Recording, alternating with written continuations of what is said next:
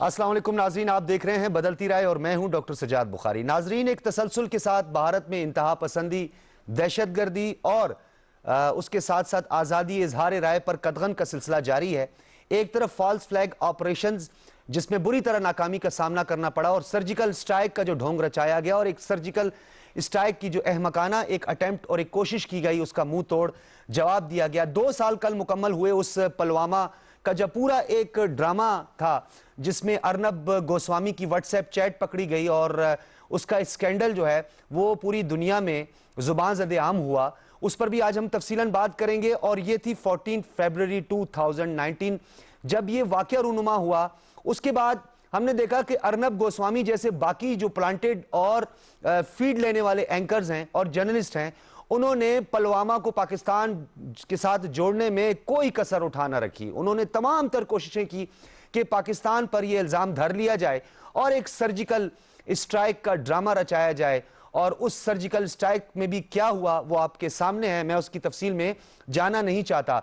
लेकिन इस WhatsApp chat के बाद होना तो यह चाहिए था, अगर वो सेकुलर स्टेट जिसके दावेदार हैं मोदी या हिंदुस्तान, तो एक सेकुलर स्टेट में इस तरह का कोई अटेम्प्ट किया जाए, इस तरह को कोई कत्लो गारत किया जाए, अपने ही फौजियों को मरवाया जाए, तो उसकी गिरफ्तारी अमल में आनी चाहिए।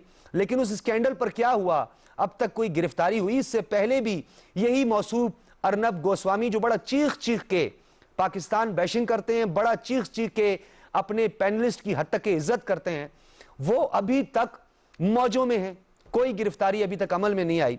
लेकिन उसके साथ साथ एक दूसरी डेवलपमेंट है जो हम अपने इस शो के दूसरे हिस्से में बात करेंगे। दिशा रवि को गिरफ्तार कर लिया जी। 21 साला तालिबा है ये, और ये ग्लोबल क्लाइमेट चेंज एक्टिविस्ट है। ये कोई किसी मूवमेंट में, किसी पॉलिटिकल पार्टी में या इसका किसी धड़े के साथ, किसी ग्रुप के साथ इसका ताल्लुक नहीं है। बल्कि आपने वो रेहाना की ट्वीट आपको याद होगी जिस हैशटैग का और जो प्रोटेस्टर्स हैं, जो किसानों का एहतजाज हो रहा है, उस हवाले से दुनिया की तवज्जो मबजूल करवाने की कोशिश की। उसी ट्वीट पर एक रिस्पॉन्स दिया दिशा रवि ने, उसे कल गिरफ्तार कर लिया गया और 5 दिन के लिए दिल्ली पुलिस के स्पेशल सेल ने यानी उसको 5 दिन के लिए हिरासत में लिया और उसे पेश कर दिया गया आज अदालत में। उस पर इल्जाम यह लगाया कि एडिटिंग एंड ट्वीटिंग, उसने एडिट किया, ट्वीट किया। सोशल सेक्टर में जो जो कुछ होता रहा तो वो तो एक तरफ है बात, लेकिन हिंदुस्तान के अंदर जो प्रोटेस्टर्स का प्रोटेस्ट आज 82वें दिन में दाखिल हो चुके, 82 डेज हो चुके हैं प्रोटेस्टर्स के, उसके हवाले से उनके हक में आवाज उठाई। ये जो तालिबा है ये बेंगलोर से इसका ताल्लुक, यानी बेंगलोर का जो कॉलेज है ये वहां पढ़ती है और दिल्ली पुलिस का कहना है कि ये हिंदुस्तान के खिलाफ कॉन्स्पेरेसी थी जो कि इसकी जानिब से सरजद हुई। 7 सेक्शन ऑफ आईपीसी के तहत इसे गिरफ्तार किया गया है। यह है आजादी इजहार राय, यह है बोलने की आजादी, यह है फ्रीडम जिसका राग अलापते रहते हैं तमाम जो सोशल मीडिया एक्टिविस्ट हैं और हिंदुस्तान के अंदर प्लांटेड जो एंकर्स हैं और जर्नलिस्ट हैं, जिन्होंने तो येलो जर्नलिज्म को भी पीछे छोड़ दिया। पता नहीं इसे कौन सा हम जर्नलिज्म कहें, कि आज भी वो मोदी के डर से, मोदी के खौफ से और मोदी के साथ मिलकर प्लान करके पूरी दुनिया की आंखों में धूल झोंकने की भरपूर अंदाज से कोशिश कर रहे हैं।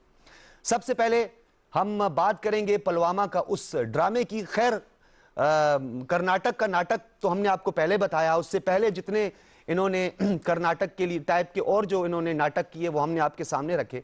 लेकिन हिंदुस्तान क्या कर जा रहा है, किस डगर पे चल रहा है, ये हैशटैग जिसकी वजह से इस बच्ची को गिरफ्तार कर लिया गया, दिशा रवि को क्यों गिरफ्तार किया? ये तो एक क्लाइमेट चेंज एक्टिविस्ट है और जो हिंदुस्तान के अंदर प्रोटेस्टर्स हैं जिन्होंने प्रोटेस्ट किया, उनकी आवाज उठाई, दुनिया की तवज्जो मबजूल करवाई। रेहाना ने भी यही किया। तो क्या अब जो ट्विटर हैंडल्स हैं या जो ट्वीट करने वाले शख्सियात हैं, क्या उनके साथ भी यही होने जा रहा है? इन तमाम तर मौज़ूआत को ज़ेरे बहस लाएंगे, मेहमानों का तारुफ करवाते चलें। सबसे पहले स्टूडियो में हमारे साथ मौजूद हैं नगमाना हाशमी साहिबा, फॉर्मर एम्बेसडर हैं, बहुत शुक्रिया आपकी तशरीफ आवरी का। लेफ्टिनेंट जनरल रिटायर्ड रजा मोहम्मद खान साहब, आपने स्काइप से हमें ज्वाइन किया है, दिफाई उमूर के माहिर हैं, बहुत शुक्रिया जनरल साहब आपका।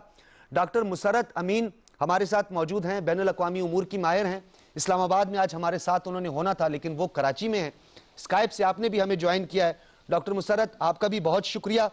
गुफ्तगू का आगाज जनरल साहब से करेंगे और जनरल साहब मैं चाहता हूं कि कोई तमहीद बांधने या सवाल करने से पहले ये जो पुलवामा का ड्रामा रचाया गया था और इस पुलवामा का जो पूरा सिनेरियो था, इसमें किस तरह यह प्लान किया गया, किस तरीके से इंतखाबात में कामयाबी के हुसूल को यकीनी बनाने के लिए अपने ही लोगों को मारा गया और पाकिस्तान पर इल्जाम लगा दिया गया, इसका जवाब कौन दे रहा है? ये आप जनरल साहब खुद ही जरा सुने।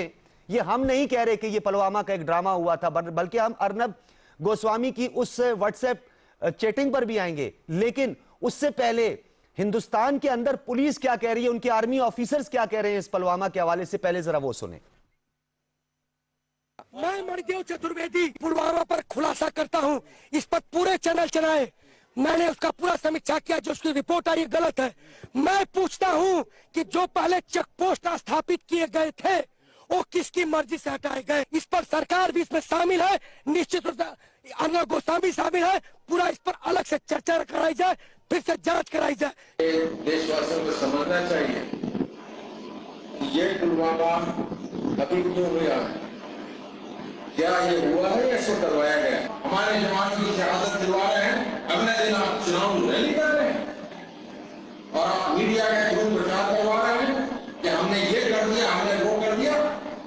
आपने क्या किया? आपने जवानों की चिता जलवाई है और चिता के ऊपर आप सत्ता की होली खेलना चाह रहे हैं। जी वेलकम बैक नाज़रीन। आपने सुना जनरल साहब, कल सोग मनाया जा रहा था, 2 साल गुजर गए हैं, अपने फौजियों को मरवा के एक मरतबा फिर दुनिया को बेवकूफ बनाने की, हिंदुस्तान के बासियों को बेवकूफ बनाने की कोशिश की गई। सोग मनाया गया कि हमारे फौजियों को 2 साल पहले पाकिस्तान ने मार दिया था, उनको अटेम्प्ट किया था या अटैक किया था। तो आप क्या कहते हैं, ये खुलम खुला तजाद नहीं है? दुनिया को बेवकूफ इतनी आसानी से बनाया जा सकता है? जी बिस्मिल्लाह रहमान रहीम। देखिए बात ये कि इस वक्त पुलवामा का वाकया हुआ तो पाकिस्तान ने एक बैनुल-अक़वामी इन्वेस्टिगेशन की डिमांड की थी और अभी भी मेरे ख्याल में इसके ऊपर एक इंटरनेशनल इन्वेस्टिगेशन होनी चाहिए और इसमें सच का सच और झूठ का झूठ वो साबित हो। इससे एक बात तो बड़ी क्लियरली साबित है कि जो मौजूदा हुकूमत है उन्होंने अपनी मीडिया को और अपनी अफवाज सियासी मकासद के लिए इस्तेमाल किया और उसका इल्जाम जो उन्होंने पाकिस्तान लगा दिया। तो ये बड़े सीरियस किस्म के ये एलिगेशन है, जिसके ख्याल में सारी दुनिया को लेना चाहिए ताकि इंडिया की हुकूमत आइंदा इस तरह चीजें ना कर सके। मैं आपको जो है प्रेसिडेंट जो बाइडेन की जो इनॉग्रेशन थी उसके 3 उन्होंने एम्फेसिस 3 चीजों के ऊपर दिया था। पहली बात, उन्होंने सच्चाई की अहमियत की बात की, तो देखिए सच्चाई कहाँ पे है। दूसरी बात उन्होंने की थी, उन्होंने कहा था कि बर्दाश्त का जो वादा है पैदा करना होगा, वो तो के लोगों के लिए बात की है, लेकिन देखें कि इंडिया के अंदर बर्दाश्त का वादा कहाँ था। तीसरी बात, उन्होंने दूसरों के दर्द का एहसास की बात की।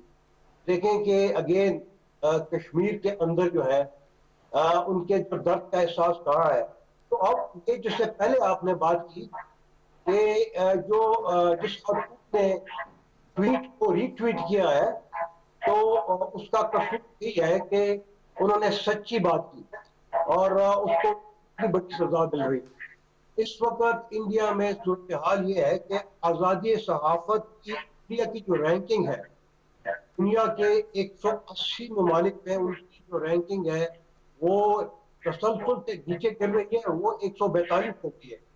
और इंसानी हुकूक की जो रैंकिंग है वो भी लगातार गिर रही है और दुनिया के 162 ममालिक में उसकी जो रैंकिंग है वो 111 हो गई। तो ये जो चीजें हैं मेरे ख्याल में भी न्यू बाइडेन एडमिनिस्ट्रेशन को नोट करना चाहिए, यूनाइटेड नेशन सिक्योरिटी काउंसिल के परमानेंट मेंबर्स को नोट करना चाहिए, यूरोपियन यूनियन को नोट करना चाहिए, को नोट करना चाहिए। और इन चीजों को मेरे ख्याल में जो गवर्नमेंट ऑफ पाकिस्तान है जरूरत है कि उसको परसू किया जाए एट एवरी पॉसिबल लेवल। अच्छा जनरल साहब ये बताइएगा, ये तो हम एक बात कर रहे हैं पुलवामा की, फॉल्स फ्लैग ऑपरेशंस के हवाले से पहले ही हमने अपने ग्रीवेंसेस का, अपने तहफुजात का बैनुल अक़वामी सतह पे इजहार किया है। मुंबई हमले की बात करें, करकरे साहब की डेथ की बात करें, या हम उड़ी हमले की बात करें, पठानकोट की बात करें, ये सारे के सारे इंसिडेंट्स या जो अटेम्प्ट हैं, ये डेलिबरेटली किए गए, जानबूझ के किए गए। क्या अपनी सियासत को दवाम बख्शने के लिए, उसे तकवीयत देने के लिए, या पॉइंट्स को, पॉलिटिकल पॉइंट स्कोरिंग के लिए, या वोट के हुसूल के लिए इसी तरह कत्लो गारत का सिलसिला हिंदुस्तान में जारी रहेगा? क्या हिंदुस्तान के अंदर से इसके खिलाफ कोई शदीद रद्द अमल आने के इम्कानात, या बैनुल अक़वामी सतह पर रद्द अमल आने के कुछ इम्कानात आज नहीं तो कल या कुछ अरसे बाद आपको दिखाई देते हैं? देखिए, बात यह कि जो सूरत हाल इंडिया में है, जो इंडिपेंडेंट ऑब्जर्वर्स है या जो इंडिपेंडेंट पे मीडिया पर्सन है, वो तो कहते हैं कि इससे एक दिन हिंदुस्तान है वो खुद टूट जाएगा और उसका जिम्मेदार ना पाकिस्तान होगा ना चीन होगा, बल्कि इंडिया की जो मौजूदा हुकूमत है उनकी पॉलिसीज होगी। जिस तरह की ट्रीटमेंट आप देख रहे हैं कि वो अपने किसानों को दे रहे हैं और उसमें खुसूसन सिखों की बात करते हैं, उनको गलीज अल्फाज से पुकारा जा रहा है और उनकी जो ह्यूमन राइट्स है उसकी कितनी सीरियस वायलेशन हो रही है। आप कश्मीर का देखें, आप दालिस का देखें, आप क्रिश्चियन के साथ जो उनका सलूक है, तो ये तो बड़ी क्लियरली जो है इंडिया जो है वो अपनी अपने इंडिया अपना तरफ एक सेकंड पार्टीशन की तरफ वो चल रहा है। और इसलिए मेरे ख्याल में इंडिया के लोगों को, ऑपोजिशन को, इंडिया आवाम को बड़ी इसकी फिक्र होना चाहिए। इंटरनेशनल कम्युनिटी को और इंडिया के दोस्तों को भी इसकी बहुत ज्यादा फिक्र करनी चाहिए कि अगर इंडिया टूट जाता है तो फिर क्या होगा। सोवियत यूनियन की तरह इंडिया में अभी आरएसएस के पास जो इंडिया के न्यूक्लियर वेपन्स हैं उनका क्या होगा। सही। तो ये जो है ना कोई सीरियस किस्म की सिचुएशन है और जितनी जल्दी मेरे ख्याल में इंटरनेशनल कम्युनिटी इसका नोटिस ले वो बेहतर होगा उनके लिए भी है और रीजनल पीस के लिए। सही, ठीक है। अच्छा डॉक्टर मुसर्रत, आपकी तरफ आऊंगा। अगर हम बात करें इंसानी हुकूक की, और ये बैनुल अक़वामी सतह पर इंसानी हुकूक के जो चैंपियंस बने फिरते हैं या so called human rights activist हैं, इस मुद्दे पर, इस मामले पर इतनी खामोशी और इतनी मुजरिमाना खामोशी क्यों इख्तियार किए हुए हैं सुधीर चौधरी जैसे एंकर, अर्नब गोस्वामी जैसे एंकर, और मेजर गौरव आर्या जैसे एनालिस्ट, और राजनाथ, अमित शाह जैसे दहशतगर्द? इनके लिए क्यों ये खामोशी इख्तियार किए हुए है? क्या अपने ही लोगों को मरवा कर ये सियासत का सिलसिला चलता रहेगा? क्या हिंदुस्तान के अंदर जो लिखारी हैं, कलमकार हैं, क्या वो भी नहीं लिख पा रहे? खौफ है, मफाद है, वजह क्या है? बहुत शुक्रिया डॉक्टर साहब। जैसे भी आपने बात की कि जो मुजरमाना खामोशी है, तो ये जो मुजरमाना खामोशी इनके अपने लोगों के लिए बहुत ज्यादा नुकसानदेह है। लेकिन आप देखें कि out of the blue moon some people they are talking about it. जैसे अभी आपने शुरू में प्रोग्राम का जब आप इंट्रोडक्शन दे रहे थे, तो you are talking about 21-year-old activist जो कि क्लाइमेट चेंज के हाँ, हम उस पे आएंगे, वो बड़ी, वो हम आपको विजुअलाइज पूरी वीडियो दिखाएंगे। बिल्कुल, आपने एक तो उसने इस पे बात की और उसके साथ जो सलूक किया गया, उसे जेल में डाल दिया गया और उसे थ्रेट किया जा रहा है। तो इस खौफ से, इस डर से, जो आजकल एनवायरनमेंट है इंडिया के अंदर, जो डोमेस्टिक अनरेस्ट है और अनसिविलाइज्ड जो वॉर्स इंडिया के अंदर शुरू हो चुकी हैं, उनका देखें लोग बहुत खौफजदा हैं। शुरू कहाँ से हुआ था? 5 अगस्त से हुआ था 2019, जब उन्होंने कश्मीर के साथ किया, फिर सिटीजनशिप एक्ट जो है उसके साथ किया, उसके बाद मुसलमानों के साथ क्या सलूक, बाबरी मस्जिद हुआ। एब्सोल्युटली उन्होंने स्लोगन क्या दिया कि हिंदुत्व की जो पॉलिसी है, बेसिकली हम आप सारे इससे बड़ी अच्छी तरह फेमिलियर हैं कि किस तरह से ये जो बीजेपी की गवर्नमेंट है 80 से ये इस चीज को प्रमोट करती आ रही है। इनका मैनिफेस्टो क्या है, इनके प्लान क्या है, इनकी पॉलिसीज क्या है, इनकी स्ट्रेटजीज क्या है, वो उन्होंने अब प्रैग्मेटिकली जो उस पर इम्प्लीमेंट करना शुरू कर दिया है। और ह्यूमन राइट्स की वायलेशन इनके नजदीक, मैं समझती हूँ कि अगर वो इतना इसका ख्याल होता तो ये इस तरह के एक्ट करते ही ना। और अगर उन्हें इतना ख्याल होता कि एनवायरनमेंट उनकी पीसफुल हो इंटरनल, तो ये चीजें वो इनिशिएट ही ना करते। तो ये वो तो पहली बात ये है कि इसको वो खामोश करने वाले नहीं है, और अगर कोई इसके खिलाफ आवाज उठाता है तो आपने देख लिया कि वो उसके साथ किस तरह से सलूक करते हैं। No doubt basically they are वो फॉलो कर रहे हैं चाणक्य की पॉलिसी, डिसेप्शन की पॉलिसी, प्रोपेगेंडा की पॉलिसी, डराने की पॉलिसी, कि किस तरह से डरा धमका के उन लोगों को खामोश करवाया जाए जो कि इंसानी हकूक की खिलाफ वर्जियों के अगेंस्ट जो बात करते हैं। अब ये जब कश्मीर का डॉक्टर साहब हुआ था तो उसपे अरुंधति रॉय ने बहुत सारी बातें की, उसकी क्या बैशिंग हुई थी। जी हाँ। अब जब आप इस तरह से ऐसी आवाजें उठेंगी वहां से और उनको आप डरा धमका, लेकिन डॉक्टर मुसर्रत, अरुंधति राय अभी तक खामोश नहीं हुई है। अभी उनकी लास्ट वीक भी एक ट्वीट आई है, लास्ट वीक भी उन्होंने बिल्कुल मैं इसी तरफ आ रही थी। कुछ लोग ऐसे हैं जो देखें, एक ह्यूमन चेन है, ह्यूमैनिटी है लोगों के अंदर। पूरी दुनिया में ब्रूटैलिटी नहीं है जो बीजेपी की गवर्नमेंट कर रही, बहुत सारे ह्यूमन भी वहां पे रहते हैं, वो सारी चीजें देख रहे हैं कि लोगों के साथ किस तरह से नाइंसाफी हो रही है।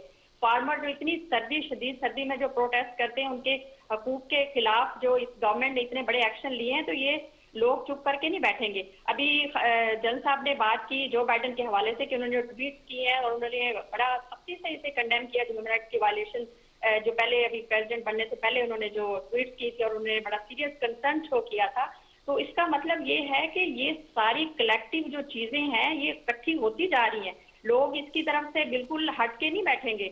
और जो प्रोपेगेंडा इन्होंने चलाया पाकिस्तान के अगेंस्ट, इस पे फोकस रखा और पाकिस्तान को ग्रे लिस्ट में FATF की ले गए, और उसके बाद जब डिसइंफो लैब ने सारी इनकी जो बेनकाब किया इन चीजों को, तो दुनिया इस पे खामोश नहीं बैठी रहेगी। आप ये मत समझें कि जो इतनी ये वायलेशन कर रहे हैं, बेगुनाह लोगों को जो इतना जुल्म कर रहे हैं, तो इनकी ये सारी चीजें रायगा नहीं जाएंगी, ये इनकी पकड़ होगी। सही। अच्छा डॉक्टर मुसर्रत, बैरी नहीं कि वो खामोशी के साथ बैठे। और डॉक्टर मुसर्रत आपकी तरफ मैं दोबारा भी आऊंगा क्योंकि हमने ब्रेक की तरफ भी जाना है। नगमाना साहिबा से बात करना चाहेंगे। नगमाना साहिबा, ये बताइएगा कि इस ट्वीट का जो रद्द अमल है वो तो बाद में आया है, और फिर माइकल कोगमैन की भी जो है ना वो भी आपने देखा होगा कि उनकी भी एक ट्वीट आ गई सामने और उन्होंने भी इस पे बात किया है। ये तो हम दूसरे सेगमेंट पर इस पे जरूर बात करेंगे, लेकिन इस मुजरिमाना खामोशी के पस पर्दा मुहर्रिकात क्या हो सकते हैं? क्या हमने जाना है, समझा है, परखा है? हम सिफारती सतह पर क्या हमारी सही डायरेक्शन है? आपने बड़ा अच्छा सवाल किया, लेकिन इससे पहले कि मैं आपको इसका जवाब दूं, मैं ये कहना चाहूँगी कि कोई भी डेवलपमेंट किसी भी मुल्क में हो, वो उसको आप एक साइलो में या आइसोलेशन में या एक वैक्यूम में नहीं देख सकते। बिल्कुल। आपको थोड़ा सा ये देखना पड़ेगा कि उसका जो स्ट्रेटेजिक रीजंस क्या हैं, जो पॉलिटिकल और अब तो ख़ास तौर पे जो इकोनॉमिक रीजंस जो हैं वो क्या हैं। अब आप देखिए कि पूरी दुनिया में पिछली 3-4 दिहाइयों से एक पॉपुलरिज्म बढ़ता चला जा रहा था। पहले यूरोप में ज़्यादा बढ़ा, फ्रांस से शुरू हुआ था, और वो बढ़ते बढ़ते आपने देखा कि पॉपुलरिज्म ने अमेरिका का क्या हाल कर दिया। इसी तरह ये पॉपुलरिज्म जो है ये अगर आप देखें तो गुजरात इंसिडेंट के पहले से ये इंडिया में भी शुरू हो गया था। ये अब भारत वो 40, 50, 60 साल पहले का भारत नहीं रहा जहाँ पे पॉलिटिक्स भी जो है वो आइडियोलॉजिकल ग्राउंड्स पे, बुनियादों पे होता था। द वेरी फैक्ट कि बीजेपी ने पहले भी एक दफ़ा हुकूमत बनाई और अब दोबारा वो इतनी मेजॉरिटी से हुकूमत बनाने में कामयाब हो गए, और ख़ास तौर पे मोदी साहब को उन्होंने फर्स्ट टाइम जब इलेक्ट किया तो सबको पता है कि उसे बुचर ऑफ गुजरात कहा जाता था। और एक ज़माना तो था कि आपको याद होगा कि अमेरिका ने और यूरोप ने पाबंदियां लगाई हुई थी मोदी साहब पे, लेकिन आपने देखा कि कैसे ना सिर्फ वो पाबंदियां ख़त्म हुई बल्कि एक बड़ा रोमांटिसिज्म मोदी गवर्नमेंट के साथ दुनिया ने दिखाना शुरू कर दिया। तो इसके एक्सटर्नल रीजंस भी हैं, जियोपॉलिटिकल और जियो स्ट्रेटेजिक, जिसको जो आजकल हिंदुस्तान में जिस ट्रेंड्स को हम देख रहे हैं उसको इन सब चीज़ों ने बहुत तकवीत दी है। और दूसरा ये है कि बहुत सारे और ममालिक की तरह आप इंडिया में भी देखें कि जो ऑपोजिशन पार्टीज हैं वो अब इतनी इफेक्टिव नहीं रही, क्योंकि एक रिलीजियस बेस्ड पार्टी जो है और बिल्कुल वो उभर के सामने आ गई है। साहब, मैंने आपसे मजीद भी इस हवाले से बात करनी है, हमने ब्रेक की तरफ बढ़ना है। जब ब्रेक से वापस आएंगे तो एक तो आपने जियो स्ट्रेटेजिक, जियो इकोनॉमिक, जियो सोशल, जो ये तमाम फैक्टर्स का जिक्र किया, लेकिन यहाँ पे मेजॉरिटेरियन रूल जिस तरीके से नजर आ रहा है हिंदुस्तान के अंदर, क्या ये नेहरू का सेकुलर स्टेट है या ये मेजॉरिटेरियन रूल है? मेजॉरिटेरियन रूल्स के लिए दुनिया का क्या नुक्ता नजर है, दुनिया इसे किस तरह देखती है मेजॉरिटेरियन रूल को, इस पर हम बात करेंगे एक ब्रेक के बाद।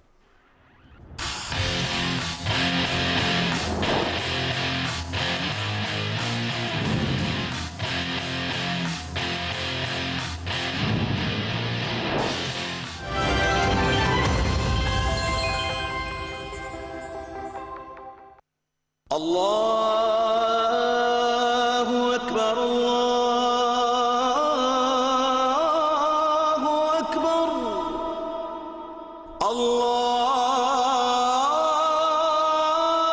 अल्लाहु अकबर, अल्लाहु अकबर, अशहदु अन ला इलाहा इल्लल्लाह,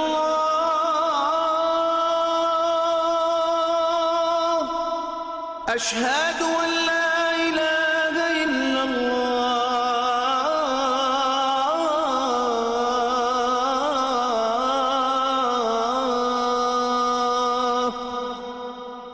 अशहदु अन्न मुहम्मदर रसूलुल्लाह, अशहदु अन्न मुहम्मदर रसूलुल्लाह,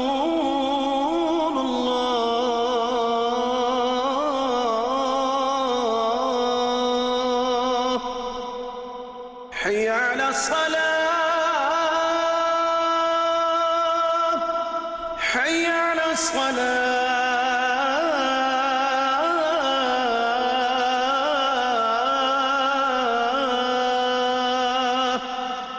हय्य अलल फलाह, हय्य अलल फलाह,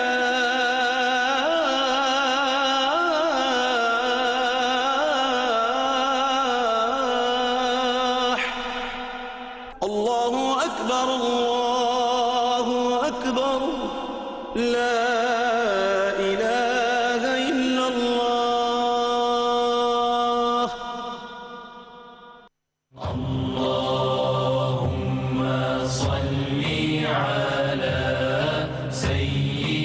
हज़रत अनस रज़ियल्लाहु ताला अन्हु से रिवायत है कि रसूल अकरम सल्लल्लाहु अलैहि वसल्लम ने फरमाया, तुम में से कोई शख्स उस वक्त तक मोमिन नहीं हो सकता जब तक उसको मुझसे मोहब्बत अपने माँ बाप, अपनी औलाद और तमाम लोगों से ज्यादा ना हो।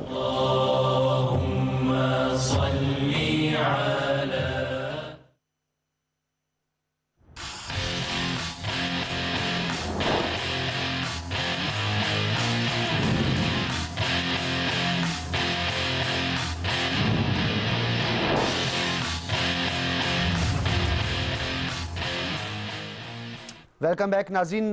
नगमाना हाशमी साहिबा से हम गुफ्तगू कर रहे थे ब्रेक से पहले मेजॉरिटेरियन रूल्स के हवाले से। यहां भी एक कंफ्यूजन है, यहां पे ब्राह्मणिज्म और ब्राह्मण का एक तबका, दलित्स की एक बहुत बड़ी तादाद, न मेजॉरिटेरियंस की बात समझ में आ रही है, यहां पे भी कंफ्यूजन है, न सेकुलर स्टेट समझ आ रहा है। हाशमी साहिबा जरा थोड़ा हमें ब्रीफ कीजिएगा, ये मामला है क्या?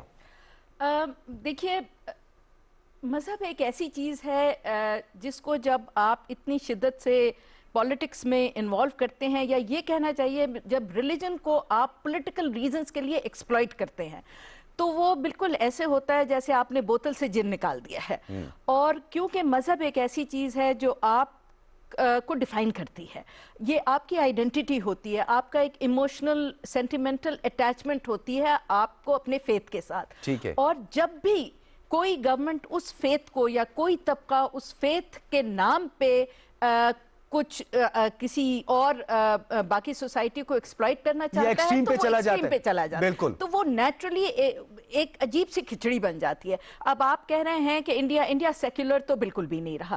अगर इंडिया को, और मैं तो यहाँ तक कहना चाहूंगी कि अगर हिंदू इसका माइंडसेट इतना ही सेक्युलर माइंडसेट होता जितना कि दुनिया ने उसको बना के रखा हुआ है, तो फिर हम पाकिस्तान की डिमांड क्यों करते? लेकिन मैडम यहाँ पे तो हिंदुइज्म भी नहीं आ रहा ना। देखिए, हिंदुत्व और हिंदुइज्म में तो फर्क है। हिंदुत्व और हिंदुइज्म में, जी, गीता में इनका नजरिए की कोई एक चीज भी शामिल नहीं है। देखिए, उसमें यही है ना कि आप देखें कि हिंदू रिलीजन क्या है। हिंदू रिलीजन एक बहुत कास्ट बेस्ड सिस्टम है। अब उसमें आप कहते हैं कि Hindu majoritarian rule, Hindu majoritarian rule तो वो नहीं है। आप ये बताइए कि अब एक मतलब इसमें हिंदुइज्म में कौन सी कास्ट है जिसको वो बहुत हाई पेडेस्टल पे रखते हैं? वो ब्राह्मण्स हैं, या वो उनकी जो नंबर 2 है, जो फाइटर्स हैं उनको वो रखते हैं एक ऊपर के पेडेस्टल पे, को ब्राह्मण्स और इनको, जी, एग्जैक्टली। अब जाहिर सी बात है, अगर एक शूद्र है या एक दलित है, उसको कहा जाएगा कि जी ये ब्राह्मण जो ये बात कर रहा है और ये जो आपके रिलीजन का भी फिर उसको वास्ता दिया जाएगा, तो वो बेचारा कैसे उसको जाके कॉन्ट्रडिक्ट करेगा या कैसे करेगा? तो बेसिकली मेजॉरिटेरियन रूल इस वक्त नहीं हो रहा। इस वक्त इंडिया में exploitation of their own religion and बहुत जिसको कहते हैं एक फोर्स के साथ ब्राह्मण्स अपना पॉइंट ऑफ व्यू जो है, एक छोटी माइनॉरिटी अपनी पोजीशन को एक्सप्लॉइट करते हुए उसको सारे हिंदुस्तान को, सारे लोगों को, अपने ही हिंदुओं को भी साइडलाइन कर रही है। सही, और सही। मुसलमानों की और क्रिश्चियंस की और सिख्स की तो फिर आप बात ही छोड़ दीजिए। सिखों के हवाले से अगर हम बात करें तो 82 डेज हो चुके हैं और किसानों का एहतजाज जो है उसका सिलसिला जारी है। खंदकें खोद दी गई, सड़कों पे बाकायदा तौर पर जो है सिक्योरिटी चेक पोस्टें बना दी गई। उसके बाद क्या हुआ? इंटरनेट की, जब इंटरनेट पे पाबंदी लगे नाजरीन, जब जराए अबलाग पर पाबंदी लगे, जब गैप कम्युनिकेशन हो जाए, तो समझें कि कुछ ठीक नहीं हो रहा, कत्लो गारत हो रही है। और किसानों के साथ जो कत्लो गारत हुई, या इससे पहले रिहाना की जो ट्वीट थी, उसके बाद जो रीट्वीट हुई, और खास तौर पर आज एक बड़ी अहम ट्वीट हुई है। ये माइकल कोगमैन हैं वाशिंगटन में, जिनको प्रो पाकिस्तानी भी कहा जाता है। ये थिंक टैंक हैं, जनूबी एशिया, साउथ ईस्ट एशिया और इस पूरे रीजन पर बड़ी महारत है। उन्होंने कहा कि दिशा की जो ट्वीट थी वो मैंने पढ़ी और उसमें था बैरूने मुल्क लोग किस तरह भारतीय किसान मुजाहिरीन के साथ इजहार यकजहती करें। उन्होंने कहा मैंने टूल किट दस्तावेज के जरिए ये पढ़ा है।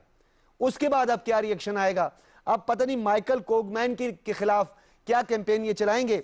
लेकिन जनरल साहब, आपके लिए सवाल से पहले ही आपको हम जरा वो वीडियो दिखाना चाहते हैं कि दिशा रवि 21 साल तालिबा जो कि क्लाइमेट चेंज एक्टिविस्ट है, बोलना चाह रही थी, सच बोलना चाह रही थी, किसानों के साथ हमदर्दी जता रही थी, बैनुल अक़वामी दुनिया की तवज्जो मबजूल करवा रही थी, उसके साथ क्या सलूक किया?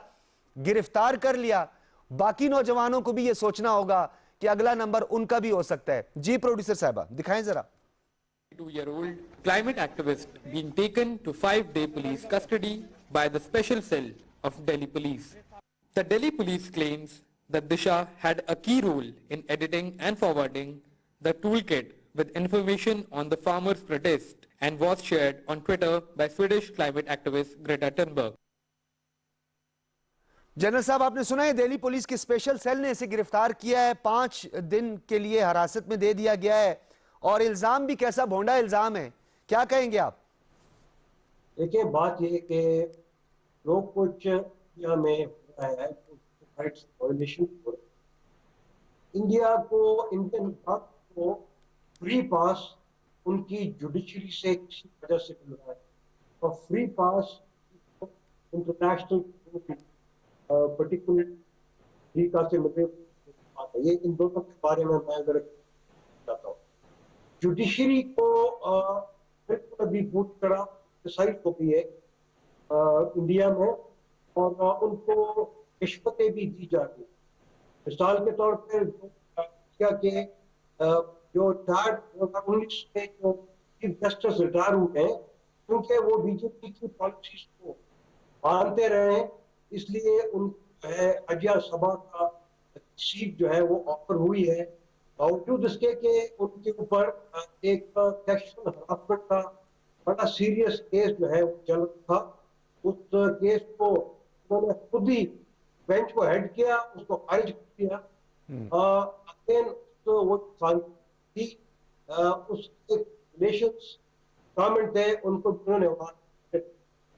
साथ ही आप देख रहे हैं कि जो मौजूदा जस्टिस है वो भी वही कुछ करते हैं जो कि बीजेपी सरकार कह रही है।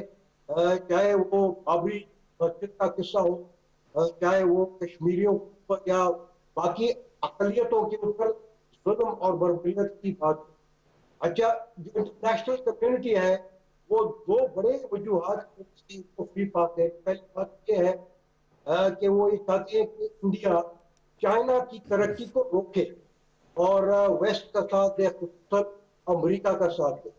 दूसरी बात ये कि वो समझते हैं कि इंडिया मुसलमानों के साथ जो सलूक कर रहा है वो ठीक है, इसलिए कि जो मुसलमान है पूरी दुनिया में वो जो है वो प्रोपेगेंडा ये वो कर रहे हैं कि वहां से दहशतगर्द उठते हैं, तो इस्लामोफोबिया के ऊपर खामोश है। तो बात यह है कि इसकी वजह से ठीक है, उनकी जो इंडिया की जुडिशरी है तो बिल्कुल न्यूट्रल नहीं है, वो पोलिटिसाइज्ड है और उसका खमियाजा खुद इंडिया के लोगों को भुगतना पड़ेगा। लेकिन चाइना और ओआईसी ममालिक को मिलकर मेरे ख्याल में ये जो वेस्ट का जो प्लान है उसको जो है फेस के लिए ओआईसी के तमाम ममालिक को चाइना को कर ये देखना है कि उनके जो कॉमन इंटरेस्ट है वो उसको कैसे वो प्रोटेक्ट करें और उसको किस तरह हिफाजत करें, चाहे वो यूएन के जनरल असेंबली में, सिक्योरिटी काउंसिल में हो या उसके बाहर हो। अच्छा जनरल साहब, ये बताइएगा कि सुप्रीमेसी की हम बात कर रहे थे थोड़ी देर पहले, मैडम भी यही बात कर रही थी, नगमाना साहिबा, ये सुप्रीमेसी ऑफ लॉ की बात करें तो सुप्रीमेसी ऑफ आरएसएस नजर आ रहा है। अगर हम सुप्रीमेसी ऑफ कॉन्स्टिट्यूशन की बात करें तो सुप्रीमेसी ऑफ हिंदुइज्म, एक्सट्रीमिज्म नजर आ रहा है। तो सुप्रीमेसी तो इस वक्त जो है वो तो हिंदू राज है, इंतहा पसंदी की सुप्रीमेसी नजर आ रही है। ये सुप्रीमेसी हमें नजर आ रही है, हिंदुस्तान की बासियों को नजर आ रही है, उनके सोशल एक्टिविस्ट को नजर आ रही है, उनकी क्लाइमेट चेंज एक्टिविस्ट को नजर आ रही है, दुनिया को नहीं नजर आ रही। अगर हम ये कह दें मफादात की दुनिया है तो मफादात की दुनिया से हम आस लगाए बैठे हैं। जी बिल्कुल, अनफॉर्चुनेटली बात यही है। और इसमें देखें कि मैंने कहा कि पाकिस्तान के पास इतने रिसोर्सेज नहीं है कि वो इस तरह की बातें जो है वो डायरेक्टली जो यूएन के जो सिक्योरिटी काउंसिल के मेंबरान के पास ले जाए या बाइडेन एडमिनिस्ट्रेशन के पास ले जाए। पाकिस्तान जो है वो ओआईसी के जो इन्फ्लुएंशियल कुछ ममालिक है उनके साथ मिलकर जो है ये कर सकता है और वो भी इस तरह के विद इन साउथ एशिया, जो साउथ एशिया का जो अमन है, जो कुछ इंडिया की पॉलिसीज हैं, चाहे वो उनकी इंटरनल पॉलिसीज है चाहे एक्सटर्नल पॉलिसीज है, वो इस साउथ एशिया के अमन के खतरा है।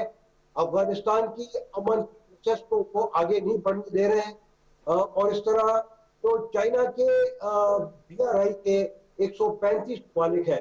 मेरे ख्याल में चाइना और पाकिस्तान को मिलकर जो है उनको ये हाल एक्सप्लेन करनी चाहिए कि किस तरह इंडिया के ये जो प्लान्स हैं, ये जो इनकी स्ट्रेटेजी है वो खुद इंडिया के लिए और यहाँ पे साउथ एशिया के लिए, अफगानिस्तान के लिए, पाकिस्तान के लिए, सेंट्रल एशिया के लिए तो खतरा है। और इसलिए मिलकर हमें चाहिए कि इंडिया के ऊपर जो है प्रेशर डालें और जब तक कलेक्टिव ये प्रेशर नहीं बनेगा चाइना और ओआईसी के ममालिक का और दूसरे भी तो हमारे BRI के ममालिक है, तो तब तक मेरे ख्याल में इंडिया ये इन हरकत से बाज नहीं आएगा। ठीक और है, अगर इस तरह का कलेक्टिव प्रेशर बनेगा तो शायद यूनाइटेड स्टेट्स भी उसको भी समझ आ जाएगी और शायद उसकी पॉलिसीज जो है ना ज्यादा बैलेंस हो जाएगी। सही, ठीक है। अच्छा डॉक्टर मुसर्रत, मैं आपकी तरफ आऊंगा, ये बताइएगा कि अर्नब गोस्वामी गिरफ्तार नहीं होता कौमी मफाद के खिलाफ, उसका जो है व्हाट्सएप चैट और वो स्कैम पकड़ा गया, वो स्कैंडल आज भी हिंदुस्तान में जुबान ज़दे आम है, पूरी दुनिया भी इसको बड़े गौर से देख रही है, कर कुछ नहीं रही है, तो एक अलहदा सवाल है। दूसरी जानिब अगर हम बात करें, योगी आदित्यनाथ दिन दहाड़े लोगों को कत्ल करने के जो है वो ऐलानात करता रहता है और आज तक यही सब कुछ हो रहा है, उसे गिरफ्तार नहीं किया जाता। अमित शाह क्या कुछ करता रहा, उसे गिरफ्तार नहीं किया जाता। लेकिन दिशा को गिरफ्तार कर लिया जाता है और उस पर इल्जाम यह है कि उसने कौमी मफाद के खिलाफ काम किया है, उसने एक ट्वीट किया है। तो अब ये social media activist, climate change activist को सिर्फ इस बलबूते पर गिरफ्तार कर लिया जाएगा कि वो अपने ही लोगों के लिए आवाज उठाए या अपने ही लोगों के साथ होने वाले नारवा, नाजायज और इंतहा पसंदाना जो सलूक है उसके खिलाफ आवाज उठाए। डॉक्टर साहब, ये आपने खुद ही अपने जो सवाल किया इसमें हमारा जवाब भी इसी में है कि आप देखिए कि सोशल मीडिया की जो 5th जनरेशन वॉरफेयर है, जो 16 साल से ये थिंक टैंक्स और ये फेक चीजें चलाते रहे, जिसका जैसे इन्फो लैब ने इसका पर्दाफाश किया, जिससे पाकिस्तान को बहुत ज्यादा डैमेज किया है। अब यही 5th जनरेशन वॉरफेयर और जो सोशल मीडिया की पावर है आप देख रहे हैं, इसीलिए इसे एक बच्ची को गिरफ्तार कर लिया गया। उन्हें पता है कि ये एक एक्टिविस्ट जो एक चेन चला देते हैं उसको रोकना बहुत मुश्किल है। अरब स्प्रिंग की बात करूंगी, ये एक फेसबुक से चला था, तो आपने देखा कि वो कहाँ जा पहुंचा। अब ये जो आप बात आपने की दिशा रवि की, इन्होंने इसको इस पे ट्वीट किया और उसके बाद आपने देखा होगा कि जो एक्टिविस्ट है क्लाइमेट चेंज की ग्रेटा थनबर्ग, उसने भी टूल की बिल्कुल ये इनका लिंक आपस में मुझे नजर आता है बिल्कुल। और इनकी फॉलोइंग देखें, वो जो ग्रेटा है उसकी 4.3 मिलियन समथिंग उसकी ट्विटर पे फॉलोइंग है। तो आप देखेंगे उसकी ट्वीट का और इसकी बच्ची की ट्वीट का जो दिशा रवि है जो सोशल एक्टिविस्ट है, उनका इम्पैक्ट क्या है। बेसिकली इस इम्पैक्ट से ही वो डरे हैं, जिसकी वजह से उन्होंने उन लोगों को जिन्होंने फ्रॉड किया, जिन्होंने झूठ बोला, जो फेक आईडी चला रहे हैं या जो फेक काम कर रहे हैं, उनका इतना इम्पैक्ट नहीं होगा जितना इन लोगों सोशल एक्टिविस्ट जो है इनका इम्पैक्ट पड़ता है। लोग इनकी बात सुनते हैं। आपने माइकल को नहीं, अर्नब गोस्वामी का तो बहुत बड़ा जुर्म था। अर्नब गोस्वामी ने तो कौमी उनके मफाद को, उनके तशख्खुस को, जो सो कॉल्ड तशख्खुस बोलते हैं, जिसको उन्होंने दुरुस्त करने के लिए जो है डिसइंफो लैब वाला जो पूरा इंकशाफ हुआ, जाली आउटलेट, जाली एनजीओ के इस्तेमाल किया। इंडिया को तो नहीं हुआ ना उसका, वो तो इतनी अच्छे से वो काम करता रहा, वो तो पाकिस्तान के अगेंस्ट गया ना, वो पाकिस्तान को उसका नुकसान हुआ तो वो किस तरह उसे पकड़ सकते हैं। वो तो पाकिस्तान को नुकसान पहुंचाने के लिए कुछ भी कर सकते हैं। अब आप देखें कि ये जो पुलवामा का सारा फ्रॉड हुआ, ये इन्होंने लैब चलाई, ये पाकिस्तान के खिलाफ प्रोपेगेंडा किया। मैं FATF की बात कर रही हूँ, ये इन्होंने ये जो झूठे ट्रेंड चला के और इतना सारा काम करके पाकिस्तान को FATF की लिस्ट में, जो ग्रे लिस्ट में पाकिस्तान का जो अभी निकल ही नहीं रहा, फंसा हुआ है, तो वो कैसे उसको गिरफ्तार कर सकते हैं। नहीं, अर्नब गोस्वामी की बात कर रहा हूँ, गुप्ता की और अर्नब गोस्वामी के दरमियान जो चैटिंग हुई है मैं उसकी बात कर रहा हूँ। वो भी तो बकौल इनके जो दिशा पर जो एलिगेशन लगा है, इससे बड़े एलिगेशन है उनके ऊपर, तो उन्होंने भी तो पुलवामा का एक्सपोज कर दिया सब कुछ पूरी दुनिया के सामने। लेकिन देखिए वो लीक हुई है, वो अगर उन्हें वो लीक हुई है, वो किसी के वो किसी की मर्जी के से वो चीजें वो बाहर नहीं आई, वो लीक ना होती तो पाकिस्तान पे ही इल्जाम रहता। आपको समझ नहीं आती इनकी, वो आगे किस तरह से ये चीजें चला रहे हैं। अब ये तो आप माइकल कुगलमैन की आप बात करें कि कितना इम्पैक्ट है। आप देखें कि साउथ एशिया पे वो अथॉरिटी है, वो बात करते हैं, उन्होंने भी इस ट्वीट को किया। उन्होंने कहा कि फॉर्मर्स के अगेंस्ट जो चीजें सारी हो रही, कश्मीर पे कोई नहीं बोला, अगर या सिटीजनशिप एक्ट के अगेंस्ट कोई नहीं बोला, तो आप देखें जो फार्मर्स के ये साथ जो कर रहे हैं, तो ये अगर एक्टिविस्ट बोल पड़े हैं तो आप देखें कि इससे आगे इम्पैक्ट क्या होता है। आप इम्पैक्ट को देखें कि इनकी फॉलोइंग कितनी है, कि ये इंटरनेशनल कम्युनिटी में इनका हशर क्या होता है। ये जो अपना दावा करते हैं कि हम सेकुलर हैं, डेमोक्रेसी हैं, डेमोक्रेसी का मतलब भी इन्हें पता है कि क्या है। डेमोक्रेसी का मतलब ये है कि लोगों को आजादी राय है, लोग अपनी मर्जी से बात कर सकते हैं, आपकी इकोनॉमी फ्री है। आप देखें कि इंडिया में हो क्या रहा है, इकोनॉमी का इन्होंने हाल अगर करें तो ये फार्मर्स के भी इनके सीधा सीधा वो इन पे क्या करते हैं, इंटरनेशनल कम्युनिटी क्रिमिनल एक्ट कर रही है जो खामोशी के साथ बैठी है। अर्नब गोस्वामी की आप बात कर रहे हैं, तो ये जो इतने ट्रेंड चला रहे थे, ये थिंक टैंक चला रहे थे, या पाकिस्तान के अगेंस्ट जो प्रोपेगेंडा कर रहे थे, CPAC के अगेंस्ट जो इन्होंने प्रोपेगेंडा किया, उससे नुकसान पाकिस्तान को हुआ है, उनको नुकसान नहीं पहुंचा। इंटरनेशनल अगर कम्युनिटी में हुआ तो किसी ने आवाज नहीं उठाई, किसी ने इसके अगेंस्ट ट्वीट नहीं किया, किसी ने इसका इम्पैक्ट नहीं देखा, वो उस पर कुछ नहीं हुआ। लेकिन सोशल एक्टिविस्ट हैं, आप देखें तो उनका इम्पैक्ट देखें कि किस तरह से चल रहा है और किस तरह से लोग इसको आगे चेन वजह रेहाना की आपने खुद बात की, आप उसकी फॉलोइंग देखें ट्विटर पे जाके, लोगों ने उसकी इतनी बहुत फॉलोइंग है। लेकिन माइकल कुगलमैन की आप देखें जाकर, माइकल कुगलमैन ने तो इंतहा कर दी, इतनी आप उसकी फॉलोइंग है, और अब हैशटैग देखिए आप कहां पहुंच गए।